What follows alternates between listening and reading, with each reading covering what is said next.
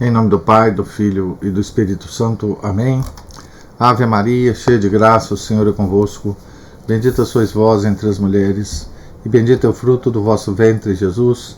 Santa Maria, Mãe de Deus, rogai por nós, pecadores, agora e na hora de nossa morte. Amém. São José, rogai por nós. São Felipe Neri, rogai por nós. Nossa Senhora de Fátima, rogai por nós. Em nome do Pai, do Filho e do Espírito Santo. Amém. Bom dia a todos. Nós estamos aqui na página 129 da biografia de São Francisco de Sales, escrita pelo padre Jacques Leclerc. Abre aspas. É necessário saber como é e o que significa ser uma religiosa. É estar ligada a Deus pela contínua mortificação de si mesma e viver unicamente para Ele. E como não sabemos chegar a isso, a não ser por uma ininterrupta prática da mortificação de todas as paixões, inclinações, humores e aversões, somos obrigados a velar continuamente sobre nós mesmos, a fim de morrermos a tudo isso. Fecha aspas. Se o grão de trigo caindo na terra não morrer, fica só. Mas se morrer, produzirá o cêntuplo. Abre aspas. Portanto, vós que aspirais ao hábito, e vós que pretendeis fazer a santa profissão, reparai bem se tendes a resolução de morrer a vós mesmas e viver somente para Deus. Pensai bem, o tempo ainda é longo o bastante para refletir sobre isso antes que vossos véus se tornem negros. Porque é certo, minhas queridas filhas, sem querer vos iludir, que quem queira viver segundo a natureza, que continue no mundo. E aquelas que estejam determinadas a viver segundo a graça, venham à religião, que não é outra coisa que uma escola de abnegação e mortificação de si mesmas. Fecha aspas. Aqui voltam à cena nossas postulantes que amam tanto fazer ouvir sua bela voz, ou que, no locutório, são atraídas pelo semblante sereno das religiosas. É a elas, inclusive, que se dirige o discurso. Abre aspas. Mas, meu Deus, vós me direis, não é isso o que eu procurava. Eu pensava que para ser uma boa religiosa seria suficiente ter desejo de fazer bem a oração, ter visões e revelações, ver anjos em forma humana, elevar-se em êxtase, amar a leitura de bons livros. E agora? Via-me tão virtuosa, sentia-me tão mortificada, tão humilde. Todos me admiravam. Não estava sendo humilde quando falava com doçura às companheiras sobre coisas de devoção, quando repetia os sermões aos familiares, quando tratava amavelmente as da própria casa, especialmente quando não havia pontos de conflito. Certamente, minhas queridas filhas, isso era bom para o mundo, mas na religião exige-se que se façam obras dignas da própria vocação, ou seja, morrer para si mesma em todas as coisas, tanto naquilo que é bom e agradável, como nas coisas ruins e inúteis. Podemos pensar que esses bons religiosos do deserto chegaram a tão grande união com Deus, seguindo suas inclinações? De maneira alguma. Mortificaram-se em todas as coisas, até nas mais santas, E mesmo que tenham tido grande gosto em cantar os divinos cânticos, em ler, em rezar e outras coisas mais, não o faziam em absoluto para se contentar a si mesmos. Pelo contrário, privavam-se voluntariamente desses prazeres, por bons e lícitos que fossem, lançando-se a obras difíceis e penosas. É bem verdade, por certo, não faltam às almas religiosas um sem fim de consolações e contentamentos dentre as mortificações e exercícios da santa religião, porque é principalmente sobre elas que o Espírito Santo derrama seus preciosos dons. Portanto, na religião, elas devem buscar unicamente a Deus e a mortificação de seu modo de ser, paixões e inclinações, porque, se buscam outra coisa, jamais encontrarão a consolação que pretendem. Mas é preciso ter uma coragem invencível para não nos cansarmos de nós mesmos, pois sempre teremos alguma coisa que fazer ou que mudar. Talvez uma irmã que sinta grandes desejos de permanecer em oração receba da superiora a ordem de trabalhar na cozinha. Que má notícia para quem se considera tão devota! Pois eu digo que é necessário morrer para que Deus viva em nós, porque é impossível conseguir a união de nossa alma com Deus por outro meio que não seja a mortificação. Apesar de serem palavras duras, é necessário morrer. São acompanhadas de grande doçura, já que essa morte tem por finalidade a união com Deus. Fecha aspas. Deve-se fazer tudo o que a regra prescreve, mesmo que alguma coisa cause aversão. Abre aspas. Notem que eu disse fazer, porque não alcançamos a perfeição cruzando os braços. Fecha aspas. Há quem sustente que São Francisco de Sales nunca fala de mortificação. Não deixa de ser verdade que é, antes de tudo, o arauto do amor de Deus. Mas, abre aspas, o puro amor de Deus só pode ser encontrado de maneira perfeita na mortificação de si mesmo. E, à medida que a mortificação cresce, aproximamo-nos mais do lugar onde devemos encontrar o divino amor. Fecha aspas. Vale insistir neste ponto, porque frequentemente se desconhece esse aspecto de sua doutrina. Abre aspas. Minhas queridas filhas, é preciso esfolar a vítima se queremos que seja agradável a Deus. Na antiga lei, Deus não queria que lhe fosse oferecido o holocausto sem que tivesse sido antes esfolado.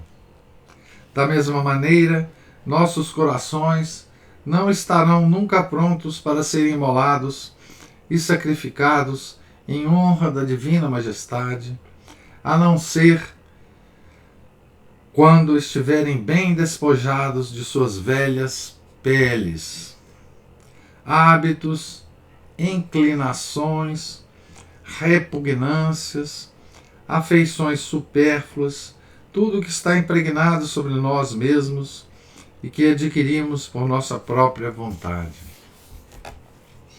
Olha que São Francisco dá aqui para nós leigos, né, que queremos nos mortificar também, uma listazinha, né, de coisas que nós devemos esfolar. Uma listazinha.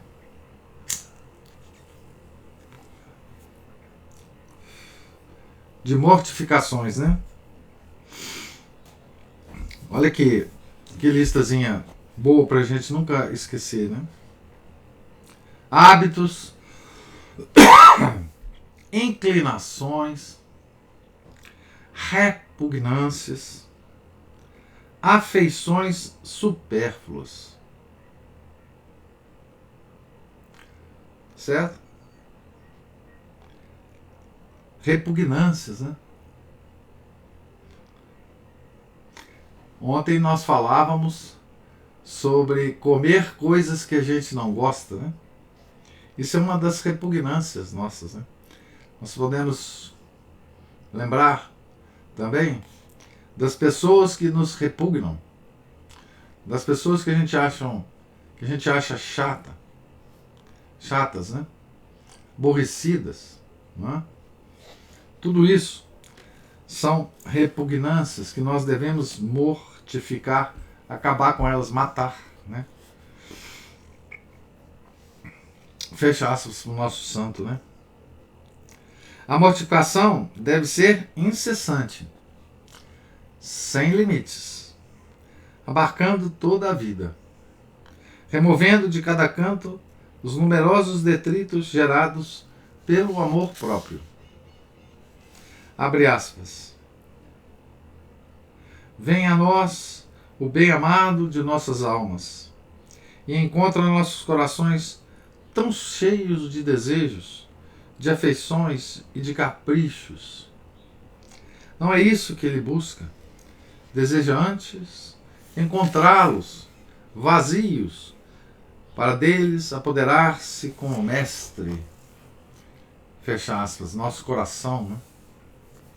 Não é possível alcançar a perfeição enquanto existir afeição a qualquer imperfeição, por pequena que seja, até mesmo um pensamento fútil.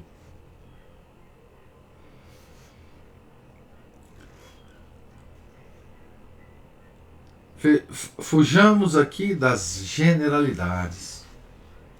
Abre aspas. Não há nada mais fácil do que dizer da boca para fora. Deve-se renunciar a nós mesmos e combater a nossa própria vontade. Mas na hora de levar à prática, é aí onde se encontra a dificuldade. Fecha aspas. Então, quando a gente fala essas mortificações estão sendo descritas por São Francisco de Sales, tem a ver com a vontade, né? Tem a ver com o coração, né? Porque a vontade escolhe o bem, né? E o intelecto é atraído pela verdade, né?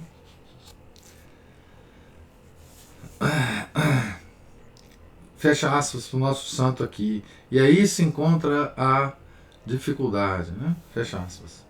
Nenhum detalhe é negligenciável e é necessário, abre aspas, cortar o mal pela raiz, por pequeno que seja. Devemos também considerar conscienciosamente se, tal como nos parece, é verdadeiro nosso desapego. Por exemplo, quando recebeis louvores, pensai se vossa boca profere qualquer palavra que reforce o elogio. Além disso, refleti se procurais esses louvores por meio de palavras artificiosas, dizendo talvez que não possui memória ou inteligência, tal como gostaria para falar bem. Fecha aspas. A lista de exemplos poderia ser bastante extensa. Existem as mortificações clássicas. Aqui é o autor que está falando, né? Existem as mortificações clássicas da comida, em que se deve ter uma vontade enérgica para as pequenas renúncias. Mas não basta a vontade enérgica. Deve-se ter o espírito alegre. Abre aspas. Se em um dia de jejum estiverdes um pouco mal, assumindo assim um semblante melancólico, mesmo que não queira ou não veja necessidade de tomar algo, diga-vos, minha querida filha, que em lugar de 2 dedos de pão e de vinho, tomai 2 dedos de coragem e de vigor, para não tomar os demais doentes pela apreensão que terão vendo-vos com a vossa fisionomia doentia. Fecha aspas. nos dias comuns, não nos contentemos somente com pouco, mas com tudo. Eu mesmo, abre aspas, não tendo nada a dizer com relação à carne, apenas que é muito boa. Não tenho nada a dizer com relação à carne, apenas que é muito boa. Acreditais que vos dá enjoo comer pratos feitos de restos? Mas a mim, o que me embrulha o estômago não é comê-los, e sim ouvir uma coisa dessas. Fecha aspas. Abre aspas. Desejo muitíssimo que não se fale de comida entre nós. Comamos com boa vontade tudo o que nos for servido, seja do nosso gosto ou não, sustentando nossa carcaça é suficiente. Fecha aspas. Comentamos muito sobre isso, né? Ontem, comer coisas que a gente não gosta, né? E agradecer, né? Na oração, deve-se evitar a tendência, muito natural, para não dizer geral, a procurar apenas a doçura das afeições sensíveis. Isso porque, abre aspas, nossas satisfações e consolações não são agradáveis aos olhos de Deus, mas contentam tão somente esse miserável amor próprio e dedicação que temos para conosco mesmos. Fecha aspas.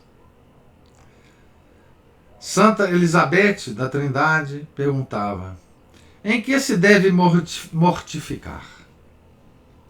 Resposta: em tudo. E quando? Sempre.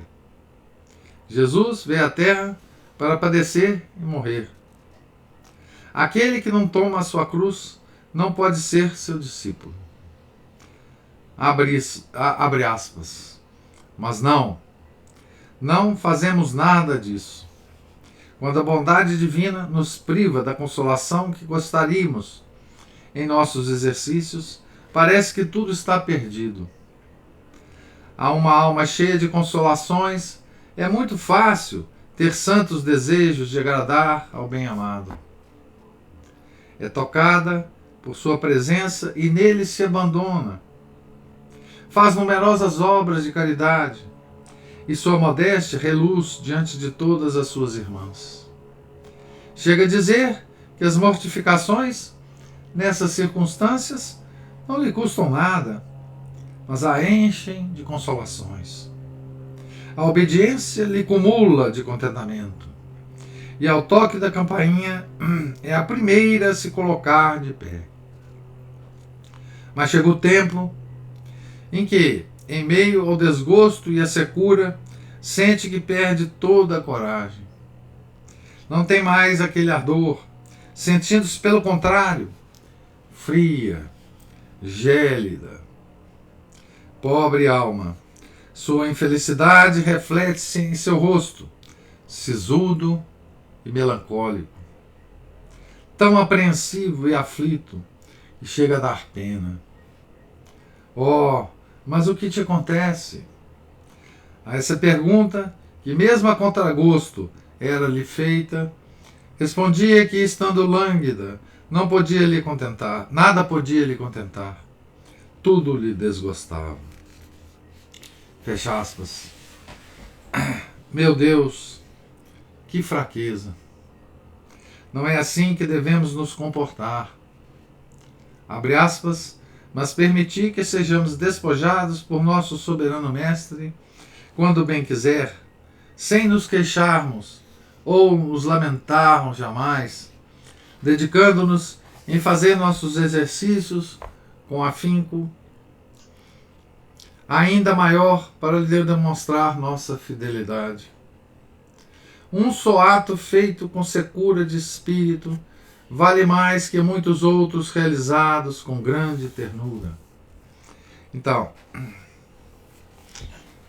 essa é uma coisa muito comum em São Francisco de Sales, né? Nós aprendemos muito essa coisa com o São Francisco, né?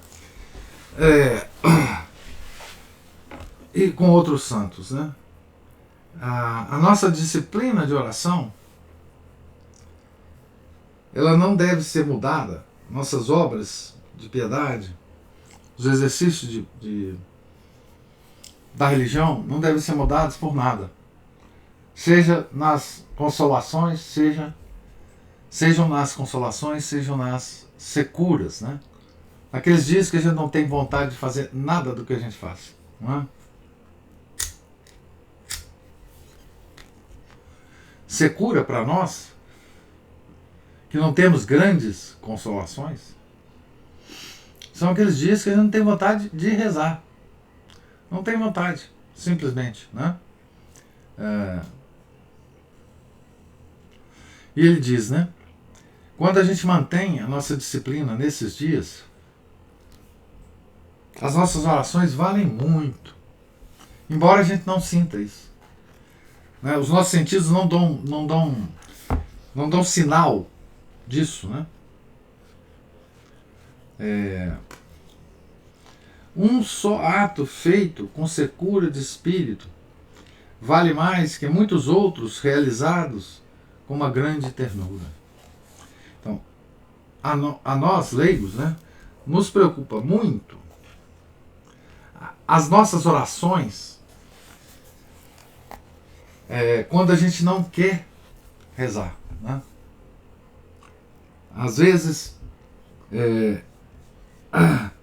a gente não só não quer rezar, como a gente reza com tão má vontade, assim a gente sente, né, que a gente imagina que essa oração não vale nada. Puxa vida, perdi hoje meu terço inteiro, que assim, não liguei para ele, muitas vezes não prestei atenção nos mistérios, nem na própria Ave Maria que eu estava rezando.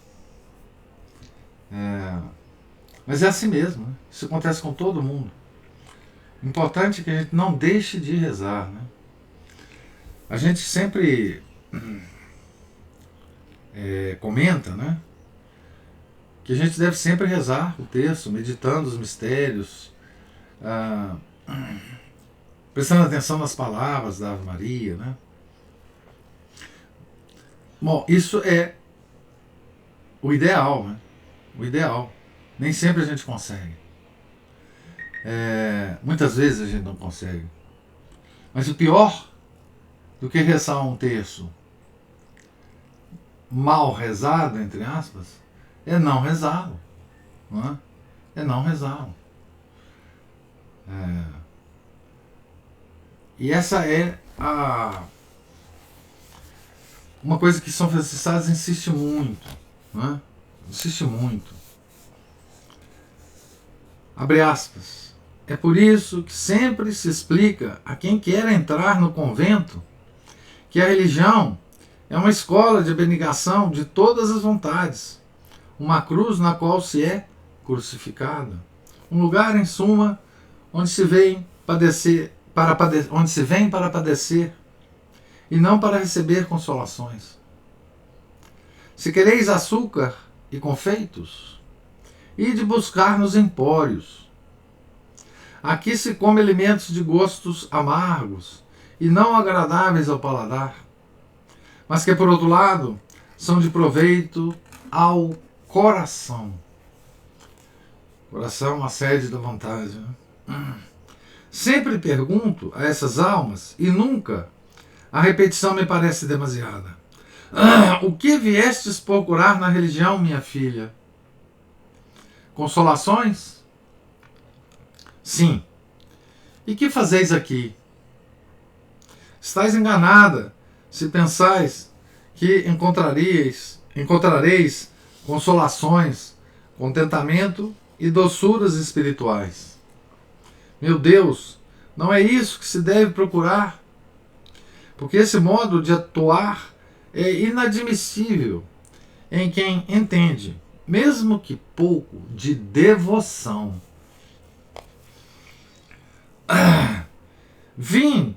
Vinde a fim de viver em uma profunda humildade e inteira resignação, recebendo com as mesmas disposições tanto as desolações como as consolações, as doçuras e as tribulações, as securas e os contentamentos. Se Deus vos dá consolos ou doces açucarados, beijai-lhe a mão e agradecei-lhe humildemente. Mas não vos detenhais aí, ide além e vos humilhais.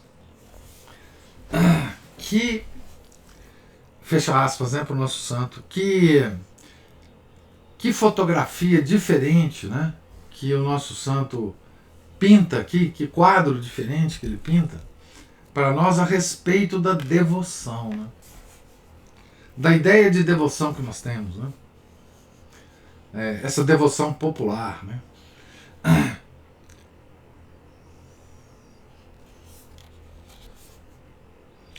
Meu Deus, não é isso que se deve procurar, porque esse modo de atuar é inadmissível a quem entende, mesmo que pouco, de devoção.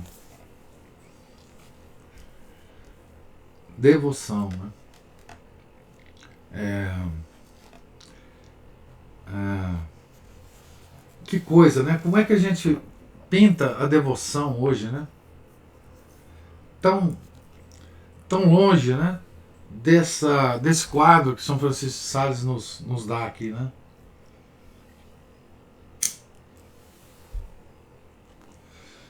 Ou seja, o devoto, para São Francisco de Sales,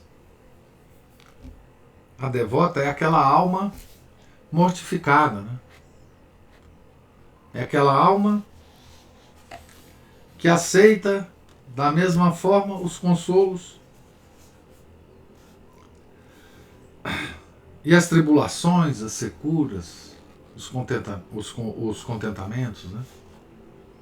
Certo? Da mesma forma. Isso é devoção. Por isso que devoção é um impulso interno, né? Não externo. Não é essas práticas açucaradas que a gente tem o hábito de chamar de devoção, né? Abre aspas. Certamente causa grande tristeza ver Nosso Senhor sofrer tanto, abster-se de todos os alívios e consolações que poderia ter em meio a seus sofrimentos, servindo-se somente do indispensável, e de nossa parte sermos tão amantes dos gostos, a ponto de parecer que só trabalhamos para tê-los. Por pouco que os tenhamos, deleitamo-nos em olhá-los e saboreá-los, de maneira que não fazemos mais nada de valor. Essas doçuras não servem mais que para contentar certas almas muito desejosas de tais coisas. Ai, mas não são necessárias. Ninguém é melhor por isso. Deus não as dispensa somente aos justos, mas também aos pecadores, por vezes concedendo consolações a almas que estão em estado de pecado e fora de sua graça. Por que então se preocupar tanto com isso? Basta considerar esse pequeno recém-nascido no presépio de Belém, escutá-lo, reparar no exemplo que nos dá. Escolheu o mais áspero e desagradável que se possa imaginar para seu nascimento. Ó Deus, quem poderia permanecer diante do presépio ao longo de toda a oitava, sem se desfazer de amor, vendo esse pequeno menino, em lugar tão pobre, chorar e tremer de frio? Oitava de Natal, né? Ah, com que reverência a gloriosa Virgem, nossa Mãe, contemplaria esse coração palpitante de amor em seu sagrado regaço. Como enxugaria essas doces lágrimas que corriam tão suavemente dos olhos do seu divino bebê? Fecha aspas. Aqui tem uma coisa muito interessante para a gente sempre, nunca mais esquecer, né?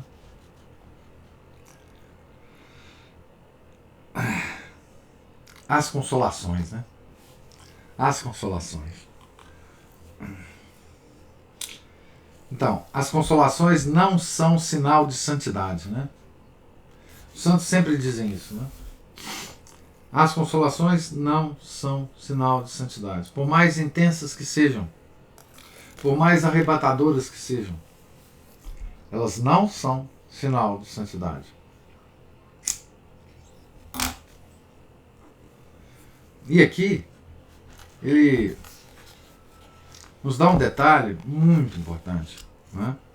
Deus não as dispensa somente aos justos, mas também aos pecadores, por vezes concedendo consolações a almas que estão em estado de pecado e fora de sua graça. Por isso que elas não são sinal de santidade. Então, se nós formos recipientes dessas consolações, nós podemos considerar isso, né? Isto não é sinal de santidade. Não é sinal, inclusive, que a gente está na graça dele. Porque nós podemos estar fora da graça. Estarmos em pecado. E receber ainda essas consolações, né? Voltando ao nosso autor aqui. Mas o despojamento pode, por isso deve, ir mais longe. Ou antes, há um despojamento que ultrapassa todos os outros, que é o despojamento da própria vontade. Muitas pessoas querem se mortificar, mas a seu modo. Desejam uma renúncia, mas por simples querer. Ora, é necessário, abre aspas, o abandono total, submetendo, sem reservas, toda a nossa vontade e todas as nossas afeições. Digo sem reservas, consciente de que nossa miséria é tão grande que sempre nos reservamos alguma coisa. As pessoas mais espirituais, normalmente, conservam o desejo de possuir virtudes. Fecha aspas. Então, desejo de possuir virtudes é uma afeição, não é? Do nosso coração, que é uma migalha do amor próprio, né? Não que não devamos nos desatender das virtudes. Aqui o nosso autor falando, né? Como é evidente, mas não convém considerar nossas virtudes, ou preferir umas às outras, porque resta algo de nós mesmos nessa atitude. Pedir a prudência, por exemplo, abre aspas, para saber viver honradamente, mas sem se importar em adquirir simplicidade. Oh meu Deus, estou inteiramente submisso à vossa vontade. Dê-me coragem para fazer obras excelentes ao vosso serviço. Mas sobre a mansidão, para se viver pacificamente com o próximo, disso não se fala.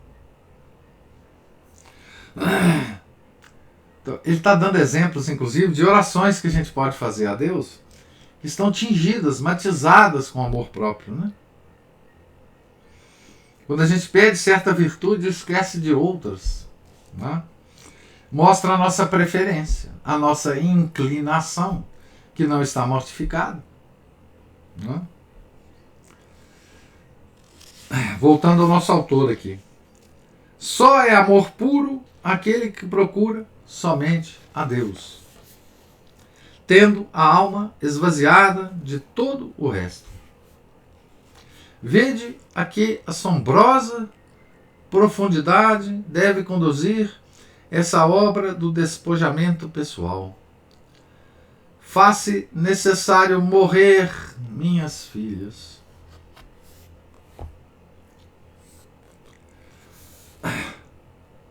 Não é suficiente estar doente e ter aflições, porque Deus o quer. Também, isso aqui é o santo falando, né? Também que tudo seja da maneira como Ele quiser, no momento que quiser, por tanto tempo quanto quiser, sem escolher nem repudiar qualquer mal ou aflição que se apresente, por mais abjeta ou desonrosa que seja. Pois o mal ou aflição, sem abjeção, frequentemente incha o coração, ao invés de humilhá-lo. Mas quando sofremos um mal desonroso, ou padecemos a própria desonra ou infâmia, então teremos ocasião de exercer a paciência, a humildade, a modéstia, a mansidão de espírito e de coração, da vontade, né?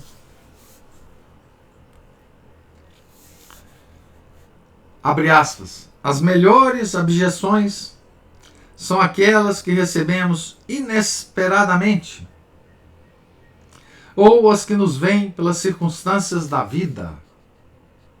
Porque nesse caso não temos escolha.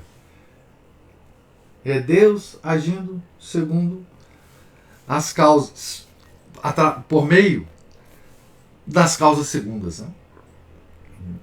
Assim, recebemos-las tal como Deus as envia, cuja escolha é sempre melhor que a nossa. Fecha aspas. Quando buscamos uma mortificação, ela só mortifica a parte superior de nosso ser, pois satisfaz nossa vontade. As que vêm sem serem pedidas ou procuradas, as que não nos agradam e que por isso preferiríamos não receber, são as que ferem em cheio nosso amor próprio. Não as queremos, mas quase contra a nossa vontade. Desculpe, nós as queremos, mas quase contra a nossa vontade. Gostaríamos de ter o direito de rejeitá-las, e é só pela parte superior de nossa vontade que somos capazes de acolhê-las. Assim, na medida em que menos se adequarem com as opções de nossas escolhas, quanto menos de acordo estiverem com os nossos gostos, evidentemente menos terá de nós nelas, e mais eficazmente extirparão as duras raízes do amor próprio.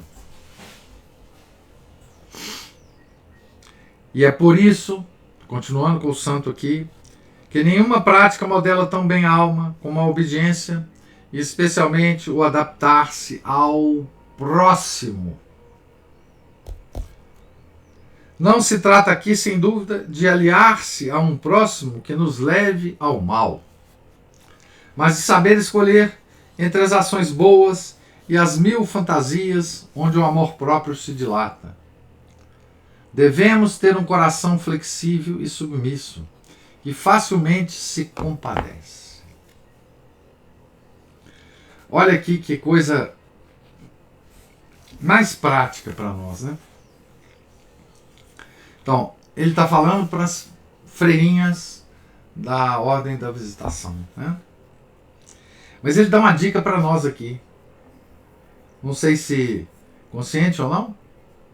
Ele dá uma dica muito importante para nós. Que é o seguinte. É por isso que nenhuma prática modela tão bem a alma como a obediência. Que é muito propriamente colocada para as freirinhas, né? Obediência superior, obediência às regras. Mas ele fala uma outra coisa, e especialmente o adaptar-se ao próximo. Então, na nossa vida de lei, não é? Na nossa vida de leigo. Nós não temos uma superiora a quem obedecer, nós não temos uma regra escrita, não é, para nos comportarmos no dia a dia. O que os monges e as freiras têm, não? Ao invés disso, nós temos os próximos, né? E ele dá a dica: adaptar-se ao próximo. É uma forma análoga à obediência à superiora, né? Adaptar-se ao próximo. Nós fazemos tão mal, né? Nós fazemos tão mal, né? Nós fiéis, né? Leigos, fazemos tão mal isso, né? E adaptar ao próximo não significa, né? Ele diz bem aqui, né? Não é aliar-se a um próximo que nos leve ao mal, mas saber escolher entre as ações boas e as mil fantasias onde o amor próprio se dilata. Né? Então, que profundidade, né? Que o santo nos faz ver, né? Da vida espiritual, da vida devocional. Muito se fala hoje, né? Ontem até nós comentamos isso no clube de leitura. Muito se fala hoje de experienciar Cristo, de ter experiência pessoal com Deus, com nosso Senhor Jesus Cristo. Né? Bom, esta é a experiência que nós temos com Deus permanentemente. Né? Não é um evento extraordinário essa coisa de experienciar Cristo, né? De ter um contato pessoal com Deus. Parece que a igreja de hoje, né? Quando se fala essa expressão, né? Que é uma bobagem da forma com que se fala essa expressão, né? Parece que esse evento da experiência de Deus é um evento absolutamente extraordinário na vida do ser humano, né? Tá certo?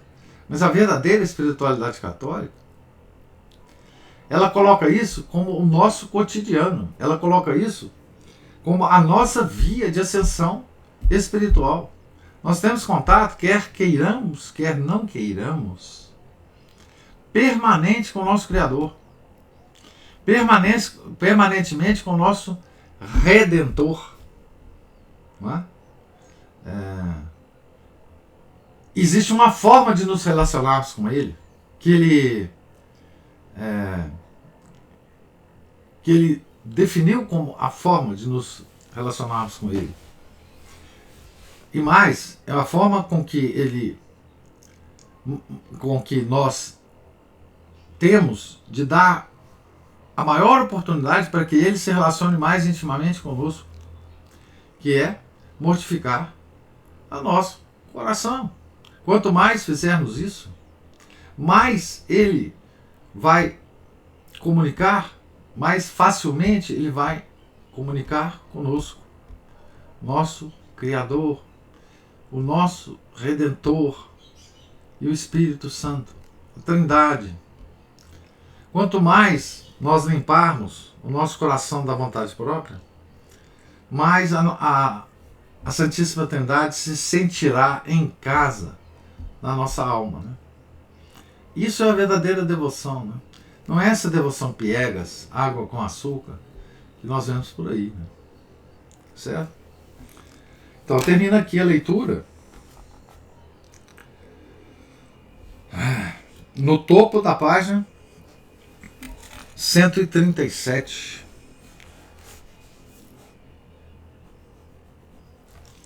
E agora gostaria de ouvir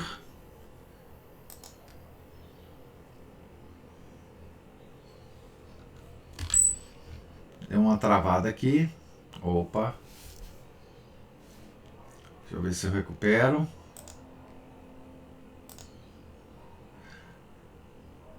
Vocês estão me ouvindo, gente? É porque deu uma travada aqui.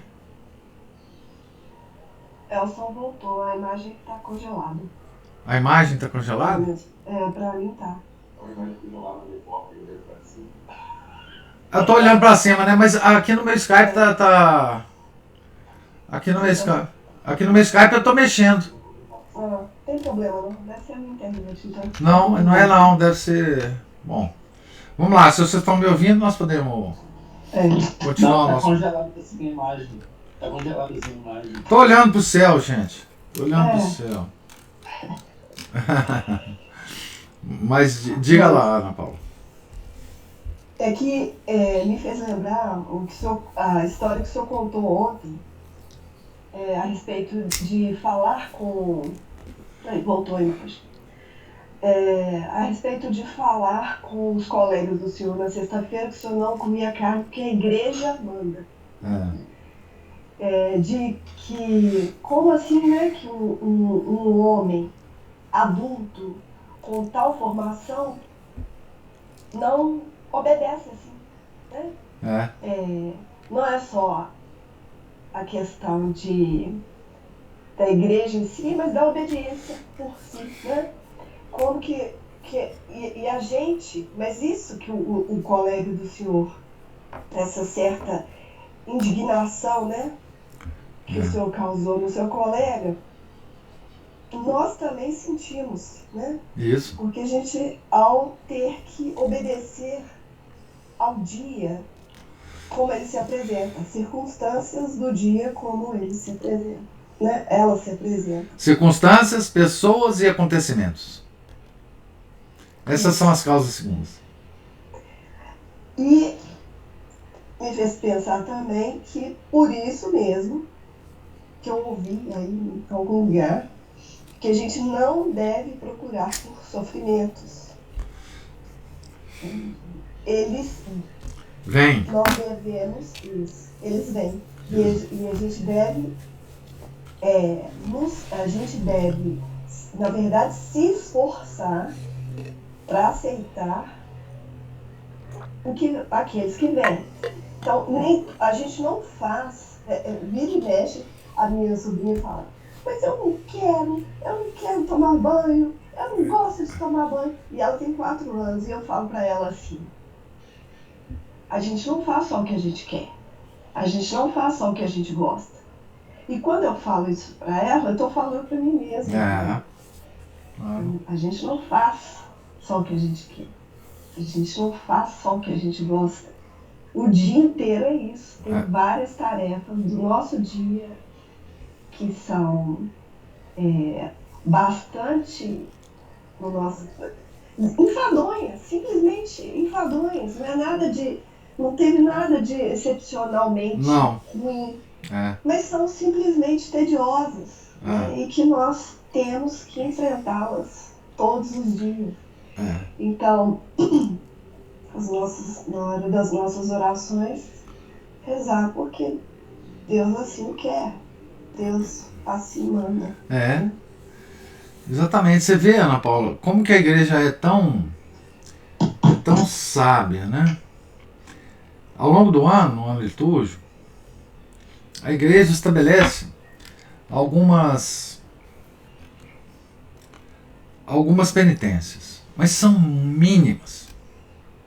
Mínimas. Se você compara com as ordens, não é? Por exemplo. Mas os santos, a própria doutrina da igreja, sempre nos repete isso, que nós devemos acolher os sofrimentos mandados por Deus, sem a nossa permissão, sem o nosso querer. Né? É muito comum o seguinte, a gente fala isso muito, né? Nossa Senhora, chega o final do dia, diz, Nossa Senhora, hoje eu não fiz nada que eu quis, eu perdi o dia. A expressão é, perdi o dia. Não fiz nada que eu precisava fazer ou que eu queria fazer. Esses são os dias que a gente deve agradecer. Porque tudo que a gente fez não dependeu da nossa vontade. Né? Então, veja como é que é a inversão dos valores. Né? Veja como é que a gente entende tão mal a vida espiritual. Né? Eu estou me incluindo nisso. Né? Então, assim, naquele dia que você fala assim, nossa, se eu precisava fazer tanta coisa, e o dia não me deixou, as circunstâncias não não permitiram, né? Os problemas foram surgindo a cada minuto do dia e eu fui tendo que responder a eles. Eu não fiz nada que eu quis hoje. Bom, isso a gente tem que agradecer, né? Porque tudo que a gente fez foi vontade de Deus. Nada vontade nossa. Que dia abençoado, né? Que dia abençoado. A gente devia pensar assim, né? Mas a gente não pensa. O dia que a gente não faz nada que a gente quer, ou não faz nada que a gente julgava necessário fazer, ou que a gente precisava fazer, são os dias mais abençoados, porque são nesses dias que tudo que a gente fez foi vontade de Deus. Né? Isso é vida de piedade. Né? Isso é vida devocional. Isso é vida de devoção. Quão diferente isso é da nossa imagem de homem e mulher devota, né? Quão diferente é, né?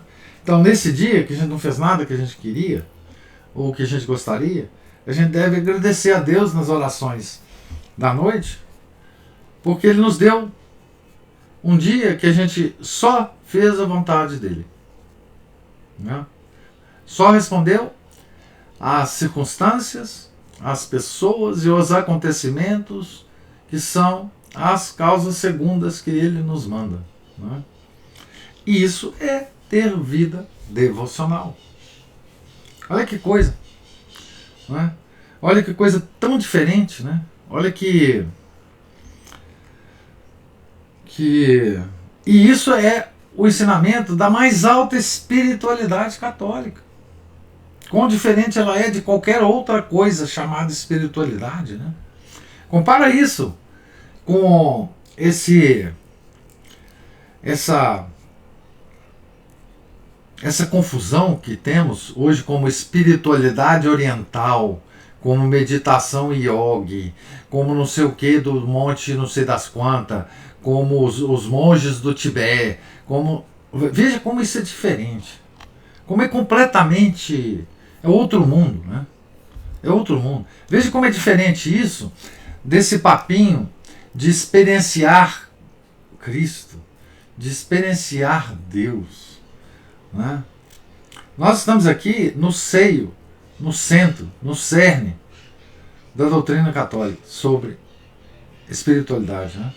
Essa é a verdadeira espiritualidade católica, né?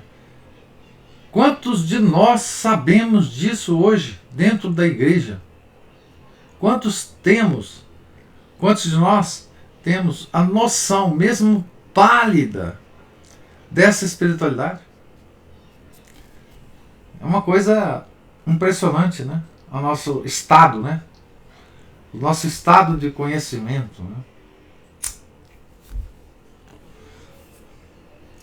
E isso só é trazido, graças a Deus, né, por essas leituras de vida dos santos, né? Que mistura a vida e a doutrina do santo. O que ele tem para nos ensinar, né? E aí, quando você percebe isso, você percebe que há uma coordenação absolutamente extraordinária entre todos os santos, né? Porque mesmo aqueles santos que não enfatizam isso, que São Francisco de Sales enfatiza, né? Porque ele está tratando com as freirinhas dele, com as queridas filhas dele. Mesmo na vida dos santos que não enfatizam isso, porque não tiveram tempo, porque não tiveram, enfim, oportunidade, porque não era o carisma desse santo, mesmo na vida desses santos nós percebemos essa vida piedosa, essa vida de contato permanente com o Criador e com o Redentor. Né? É extraordinário isso. Pensa todas as vidas de santos que nós lemos. Se nós não vimos exatamente isso. Pensa em São Paulo, São Curadares, Santa Bernadette, Santa Margarida Maria Alacoque, São João Bosco. Eu já até esqueci todas as biografias que nós já lemos, né? Mas pensa bem que na vida desses santos está marcada como um selo esse tipo de devoção, da verdadeira devoção, né? Esse tipo de consideração da mais alta conta nas circunstâncias da vida que ela nos apresenta diariamente. O santo, Ele é altamente atento a tudo que acontece na vida dele, nos mínimos detalhes, porque ele sabe que Deus está ali do lado dele, nos mínimos detalhes. E não é por ele ser santo, porque Deus está do nosso lado, sempre, de todos nós, né? Deus quer a nossa salvação, né? É muito belo isso, né? É muito bela essa lição, né? Que nós temos que martelar na nossa cabeça, né? Para a gente aprender. Um dia a gente aprende, né? Um dia a gente aprende a agradecer aquele dia no qual a gente não fez nada que era nosso desejo. Só resolvemos problemas miúdos, às vezes graúdos, mas que não estavam na nossa agenda, né? Nós gostamos de fazer agenda, né? Amanhã eu farei isso, anotar nas agendas, né? Às vezes Deus tem um plano diferente e a gente, ao invés de agradecer, nós reclamamos, né?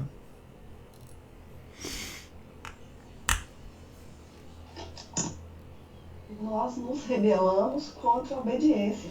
Isto. O nosso corpo reage mesmo.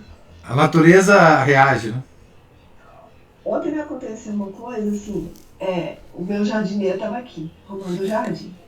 E ele me chama o tempo todo. Paula isso, Paula aquilo, Paula aquilo outro. E aí, arrumar a cozinha foi uma dificuldade, porque ele me interrompeu diversas vezes. Então assim, numa dessas vezes ele me pediu, Paula, tem um adubo? Eu falei, tem. Aí fui lá, peguei pra ele e falei com ele, tá aqui, ó, o adubo. Voltei. Daí a pouco ele, Paula, mas o adubo? Você não pegou o adubo? Aí eu parei de novo e falei, mas eu peguei o adubo, eu pus pro senhor aqui. E aí, professor, eu vi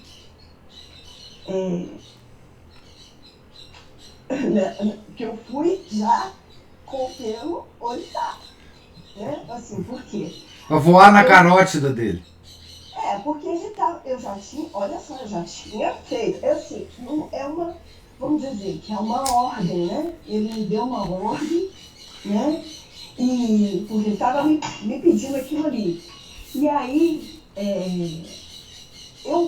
é lógico que dentro da minha casa tem que haver uma hierarquia, ele está me prestando um serviço, ele me deve respeito, então, apesar dele ser mais velho que eu, existe uma hierarquia dentro da minha casa. Mas olha como que... Aí eu pensei, eu olho para o lado e vejo de novo o nosso amigo Orgulho lá, piscando e mandando um beijinho para mim, sabe? Ó, eu aqui. Por quê? Porque eu reagi, porque eu vi o meu... Apesar de eu não ter conseguido manter o controle, eu vi a minha reação interna de falar, poxa, eu já fiz, o senhor, e como é que o senhor ousa falar comigo nesse tom? Né? Então, assim, tem a ver com uma obediência. E aí você vê que Deus te dando provas, te colocando provas, para você treinar essa questão do orgulho mesmo, da obediência. Às circunstâncias. A obediência que é apesar do orgulho. Você entendeu? Isso, perfeitamente. Clara? Claríssima. Essa é aquela coisa do seguinte: se Deus aparecer para mim e mandar eu fazer alguma coisa, aí eu vou fazer. Mas se o jardineiro ficar todo oriçado aqui pro meu lado, aí eu vou brigar com ele. É porque a gente não identifica que Deus não vai aparecer pra gente e mandar a gente fazer as coisas. Não vai. Ele vai mandar circunstâncias, acontecimentos, fatos e pessoas que vão fazer isso por ele. É exatamente isso que acontece, né? Esse caso seu foi excelente, porque assim, você percebeu na hora, né? Apesar das reações internas, o que importa é o seu controle dessas reações. Você não deixou elas tomarem conta de você, né? Porque a reação interna não importa, você sempre vai ter, né? Porque a gente nunca vai vencer o orgulho. O que importa é o seu controle sobre ele, né? O que importa é a sua percepção sobre ele. Então, é isso que Deus pede, não é? A gente não se deixe controlar, né, por esses impulsos internos. Né? Então, é ver... diga. Ô, Raíssa. Eu não sei levantar a mão nesse negócio. Não, mas tá bom, eu te vi agora, tá vendo? Azulzinha aqui. Diga. Desde ontem eu estava pensando, né, na aula de ontem e de hoje, que algumas feministas falam realmente, né, que a gente não nasceu para limpar cocô, para limpar a umidade de menino. Realmente, a gente não nasceu para isso, mas assim, como que a gente tem que mudar a nossa visão, né? Que é chato, né? Limpar um bebê várias vezes, a mortificação. E hoje eu tenho refletido muito, principalmente a questão da maternidade, dessa mãe, que é o meu caso, que fica em casa, né, o tempo todo, e essa programação que sempre tem que ser revista. E hoje o senhor falou uma coisa que foi pontual, assim, aquele dia que a gente não fez nada, a gente tem que agradecer. Quantas vezes eu deito na cama e falo assim, mas hoje eu não fiz nada, assim, nada que eu programei, né? Isso. Porque ou a menina acordou tossindo, ou eu acordei 1 hora antes do meu horário habitual, mas a criança também acordou. Exatamente. E na verdade é o dia que eu tinha que estar dando graças a Deus, porque eu cuidei das minhas filhas, né? Aquele dia eu dei banho, dei alimento, dei atenção. E é o tempo todo mortificando. A gente não passa a não ter mais desejo próprio. Isso. Muitas vezes. A gente até tem raiz. Só que Deus não deixa a gente fazer o que a gente quer. Que isso é maravilhoso. A gente só faz o que Ele quer. Não é? Isso mesmo. Observar isso que o senhor falou assim, nos atentar de que aquilo ali é uma oportunidade que Deus está nos dando, né? De nos mortificar e de se entregar mais à vontade dele. E não pense você que é só... Isso só acontece com a mãe que fica cuidando dos filhos em casa. Acontece com todos nós que saímos de casa, que vamos trabalhar, que temos que resolver os problemas lá no lugar que a gente trabalha. Às vezes a gente tem uma agenda, inclusive assim, empresarial para fazer no dia, a gente não consegue. Isso acontece com todo mundo. Né? Aliás, a vida da mãe é muito mais cheia de acontecimentos, né? Inclusive às vezes até urgentes, do que qualquer outra vida. Né? Mas assim, é isso mesmo, Raíssa. Eu estou falando aqui, não é como aquela pessoa que está sob controle de tudo e que faz isso, não. Eu estou falando isso aqui quando eu estou comentando sobre a doutrina de um santo. Eu mesmo faço isso. Eu mesmo agradeço os dias que Deus que a gente só faz a vontade de Deus, né? Eu estou dizendo que essa é a doutrina católica, que eu não consigo seguir também não. Né? Essa é a doutrina católica. Quer queiramos, quer não queiramos. Essa é a espiritualidade católica. Professor, bom dia. Bom dia. Opa, a Raíssa agora está com a voz grossa. Diga lá, Luiz. Diga lá. Luiz Gustavo aqui. Não só dizer que, pegando um reboque aqui da minha esposa, da fala dela e da fala do senhor, que a espiritualidade católica, quão estrondosa foi na minha vida, demorou um pouco, viu? Foi o 2º, 3º ano, começou a cair, ainda está caindo a profundidade da verdade que é um conceito na tradição católica chamado dever de Estado. A beleza disso, porque viver no mundo, vamos nos santificar no trabalho, vamos fazer coisas grandes, vamos ser leigos com sacerdócio régio, a nossa mentalidade modernista que a gente é educado, é muito fácil, porque o que te desagrada, te contraria, você se afasta, né? Você bota um gelo ali, você vai para outro lugar, você briga. E não tem nada mais belo do que nós só podemos falar da evocação do matrimônio, né? Nós estamos dentro dela aqui, quem está ouvindo. você tem que se haver com a sua esposa ali, você tem que dar um jeito, você está sob o mesmo teto, o mesmo dia, e é um dever de amor muito concreto, e essa coisa de toda a nossa, como se diz, né, esse cotidiano que você vai amassando esse barro, que somos nós, e com as contrariedades, e tendo que fazer esse exercício de agradecer, de mortificar o orgulho. Eu sou muito grato que eu conheci isso pelo senhor, assim, pelas nossas vivências da associação. Ninguém tinha me falado isso, tendo passado tantos anos, desde a adolescência, fazendo retiro, fazendo encontro. Ninguém me ensinou, ninguém me falou o que era isso, um dever de Estado, porque como o senhor vem falando nas últimas manhãs, eu tenho acompanhado pedaços da fala de São Francisco Sales, nos comentários, nós pararam de nos ensinar, né, o caminho da cruz e da mortificação, né, professor? Isso. A penitência não é bem-vinda, porque nós somos protestantes no jeito de pensar, nós acreditamos que Nosso Senhor já fez todo o papel, né, que a cruz está vazia, ele já até desceu da cruz. Isso. Nós não adoramos e não achamos que a gente tem que subir. Isso. Né? Nós não somos capazes de repetir a fala de São Dimas e dizer que nós merecemos estar aqui, né, crucificados. Nós merecemos o inferno. E o Senhor é muito bom, o nosso Senhor é muito bom porque ele está no nosso lugar.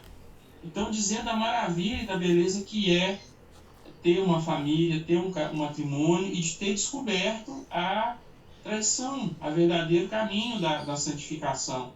Que raio, que porcaria é essa de que eu tenho que fazer grandes coisas do meu trabalho, na minha profissão, que eu tenho que atuar, atuar em pastorais e fazer. Isso pode até vir como um adicional, né? Deus pode me levar a isso, uma vontade, mas não é essa a via principal onde eu vou me santificar. Mas o meu orgulho ele vai morrer com os mais próximos aqui, né? Com os meus filhos, com a minha esposa, e é isso, assim, basicamente. Só dizer, assim, da libertação que tem sido ainda, assim, a perplexidade é algo que pode parecer tão simples para quem já está há muito tempo, não sei, talvez para o senhor, já está há mais de década aí no caminho da tradição, de contemplar um conceito como esse, como que isso nos escapou, nos saiu da nossa formação, e como que é maravilhoso, né, poder ter essa oportunidade todo dia, de matar tentar diminuir o meu orgulho, a minha vaidade, de fazer isso, né? De ter a oportunidade de fazer a vontade de Deus nessas pequenas coisas. Só isso. Luiz, o seguinte, o dever de Estado é a nossa Madre Superiora, é o nosso prior do nosso mosteiro. O dever de Estado, a Igreja coloca o dever de Estado mais importante do que a oração. Ótima comparação. Quem disse que nós não temos superiores, né? Não temos regras de obediência, né, professor? Isso. Quem falou isso para nós? Quer dizer, o dever de Estado, a Igreja, os santos nos insistem com a gente, que é o seguinte: se você estiver em oração, no seu horário de oração, e se seu dever de Estado te chamar, você deve deixar a oração e responder ao dever de Estado. Né? É tão importante esse conceito de dever de Estado para a Igreja, que ela coloca acima da oração. Acima da oração. Né? Então, veja o quão importante é isso. É a nossa Madre Superior, é o nosso prior. Né? O dever de Estado é a nossa via de santificação. Né? Não nos iludamos. Né? Assim, então, é por isso que, o Luiz, é impressionante como que a própria Igreja, né, nos oculta o cerne da vida espiritual, o cerne da vida devocional. Que é esse é o cerne. Esse é o cerne. Que crueldade é essa, né, que nos fazem, a nós católicos, né, de esconder isso. Né? Enfim, nós podemos escavar e descobrir, né? Mas isso tinha que ser falado dos púlpitos das igrejas. Né? Nós devíamos receber essa instrução nos catecismos, principalmente nesse catecismo que é feito para adulto, né? Mas não nos dizem isso, né? Não nos falam sobre isso. É muito lamentável mesmo. Agora, nunca é fácil, viu, Luiz? Nunca é fácil. Você falar, o senhor que está aí, não, isso não é fácil nunca. Isso é sempre difícil, do mesmo jeito que para todo mundo é difícil cotidianamente. Mas a Ana Paula ou o Márcio levantou a mão. Oi, professor, tudo bom? Bom. Gostei, viu? Esse livro você percebe aí que foi uma excelente escolha, né? Ele é um livro para a gente meditar. Eu acho que todos nós somos muito agradecidos pela escolha que o senhor fez. Foi uma escolha brilhante. Aliás, as outras sempre são muito boas também, mas essa o senhor... Me superei.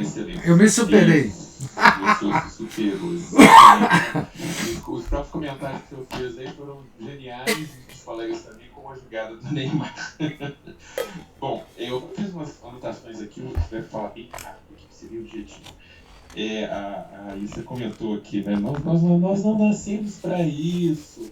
Eu pensei, na verdade, elas quase acertaram. Na verdade, nós não nascemos só para isso, mas inclusive para isso.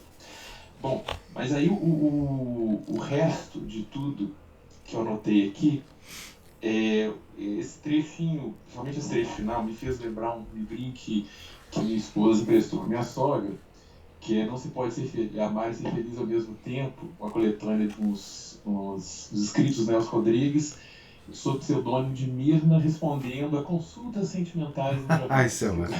Isso é sensacional. Eu já cheguei a ver uma coisa disso com outras pessoas, é bem divertido até.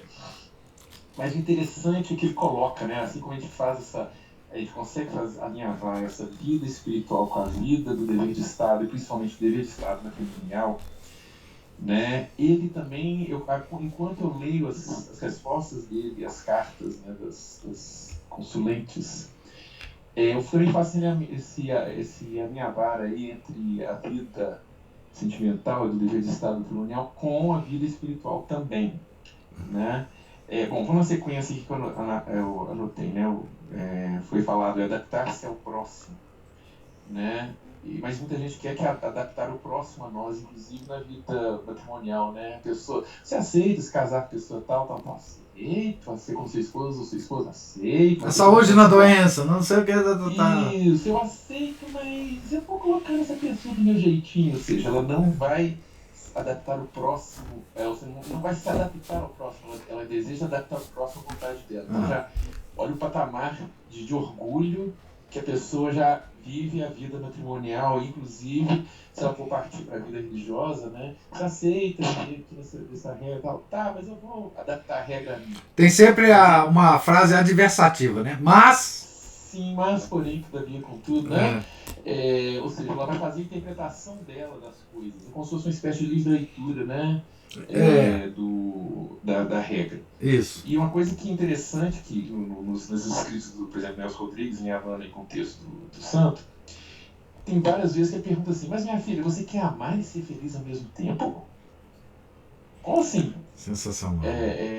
Ninguém ama para ser feliz, ama porque Deus quer que seja assim. Não é? Porque ser feliz no sentido de fazer a própria vontade, ficar sempre alegre, sempre feliz, né? Como se estivesse vivendo um namoro debaixo do mesmo teto, aquela coisa, né? Sempre muito alegre, muito feliz. Tem esses, por isso tem lá na hora da pessoa casar, né? Amar, respeitar essa pessoa, sua esposa na alegria, tristeza, na saúde, na doença, tá vendo? Vai ser na diversidade. Não vai ficar naquela coisinha, não, eu vou ser, na verdade, fazer isso tudo quando estiver tudo bem. Na hora que a vida estiver difícil, eu planto o pé no traseiro dessa pessoa, quando estiver desagradável, tchau. Né? Isso. O que acontece muito, a gente vê muito nas áreas de família, exatamente isso. Vai procurar ver os motivos, as pessoas se separarem, vai ver. Simplesmente que a vida se tornou desagradável. Basicamente isso. A pessoa não soube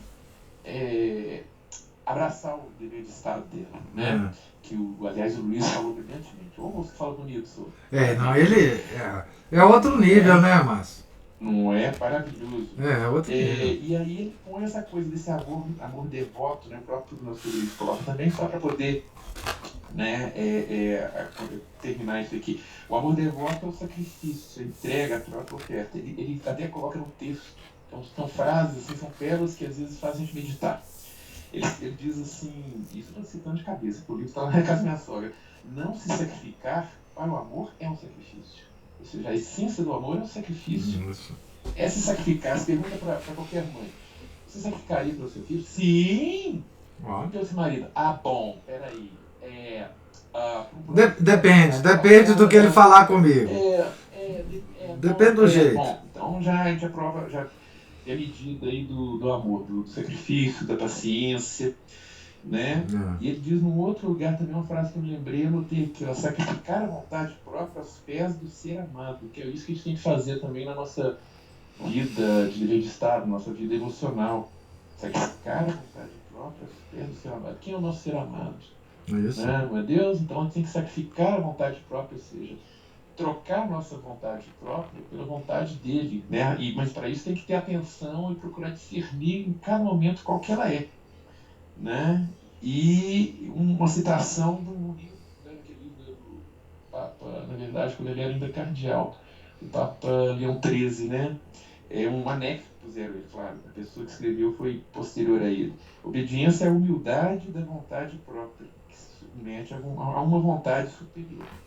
É preciso saber reconhecer essa vontade superior nos acontecimentos, assim, quando a Paula reconheceu ali uma causa segunda no jardineiro, como o senhor reconheceu ali, como todos nós, né? E a gente precisa sempre ver que o nosso lugar é na cruz, como um dos dois ladrões, reclamando ou reconhecendo a nossa parte ali, né, e pedindo para que Deus se lembre de nós que Ele já está no seu reino, mas continue se lembrando de nós. E é só isso. Muito obrigado e aí para a paciência de tudo. Não, belíssima lembrança do Nelson Rodrigues, né? O Nelson tem textos excelentes sobre o casamento, né? Ele defendia muito do jeito rodriguiano, né? Que o casamento não termina nem com a morte.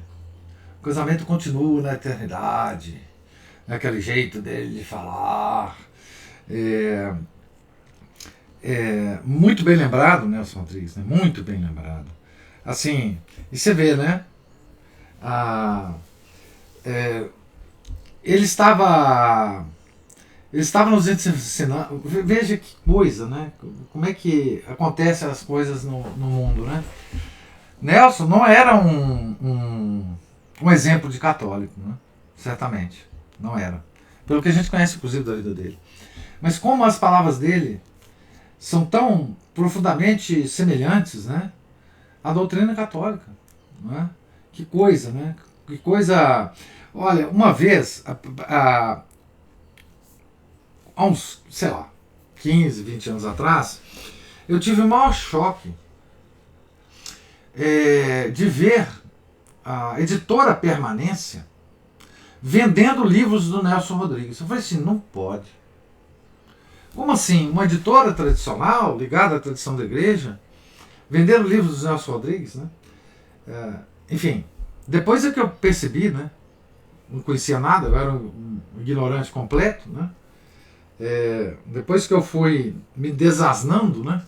Aliás, o verbo desasnar é maravilhoso, né? Ele existe no português, né? Eu fui me desasnando, deixando de ser asno, né? É que eu fui entender, né? A profundidade é que desce Nelson Rodrigues nas suas crônicas e no seu teatro, e, enfim, em toda a sua obra, né? Veja que coisa, é só pelas mãos de Márcio que nós podemos ajuntar São Francisco de Sales com Nelson Rodrigues. Veja bem. O Luiz, como o Márcio disse, né, com seus belos comentários, né, e agora o Márcio nos brindar, né, com uma mistura, né, de São Francisco de Sales com Nelson Rodrigues. Que beleza, que beleza. Por isso que eu estou falando, os comentaristas do nossa leitura matinal abrilhantam profundamente, né, essa leitura. Belíssima lembrança. Nelson Rodrigues. grande. Agora, eu não conhecia esse apanhado dele, Márcio. Essa compilação. Esse livrinho compilação. Realmente. Como é que é o título? Eu vou tentar ver se eu compro esse. Professor, se eu não me engano, Ana Paula corrigiu. Amar e ser feliz ao mesmo tempo. Não se pode amar e ser feliz ao mesmo tempo. Na verdade, é uma coletânea de certas. Os artigos dele de jornal, na verdade, respondendo a certas consultas dos anos 40, 50, 60 sobre sob o pseudônimo de Mirna. Ele escrevia como se ele fosse uma mulher. Sim. É muito divertido. É a mesma coisa que ele escreveu com o pseudônimo de Susana Flegg, né? Aquele outro. Não, vou ver se eu encontro essa coletânea. Me interessei muito. Muito. Então vamos aprender matrimônio com o Nelson Rodrigues, né? Que coisa. Que coisa. Muito bom. Muito bom. Mais alguma observação, gente? Poxa, hoje a aula foi... Vocês brilharam, viu? Vocês brilharam. Deus lhes pague muito, muito a presença, a paciência, e hoje realmente os comentários foram excelentes, excelentes. Fiquem com Deus, tenham todos um santo dia. Nós estamos aqui na página 137, se Deus permitir, continuaremos amanhã a leitura. Em nome do Pai, do Filho e do Espírito Santo. Amém.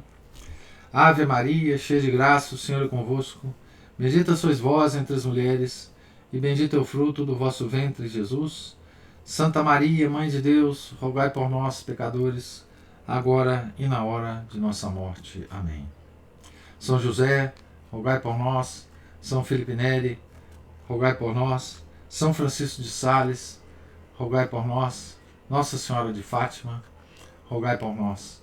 Em nome do Pai, do Filho e do Espírito Santo. Amém.